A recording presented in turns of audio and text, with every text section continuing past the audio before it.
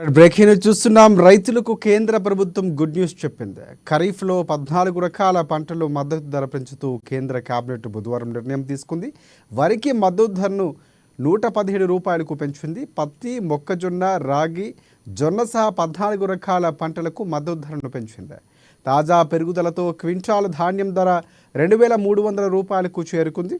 పెంచిన ధరలు ఖరీఫ్ సీజన్ నుంచి అమలు చేస్తున్నట్లు కేంద్ర మంత్రి అశ్విని వైష్ణవ్ తెలిపారు. పెంచిన ధరలతో రైతులకు లాభం చేకూరుతుందన్నారు.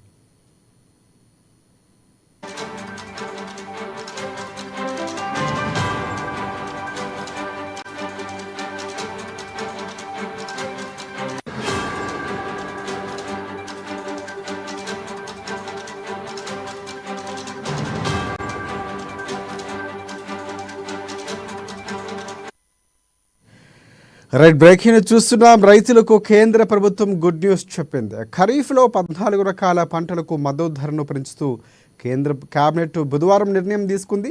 వరికి మద్దతు ధరను 117 రూపాయలకు పెంచింది. పత్తి, మొక్కజొన్న, రాగి, జొన్న సహా 14 రకాల పంటలకు మద్దతు ధరలు పెంచింది. తాజా పెరుగుదలతో క్వింటాల్ ధాన్యం 2,300 రూపాయలకు చేరుకుంది.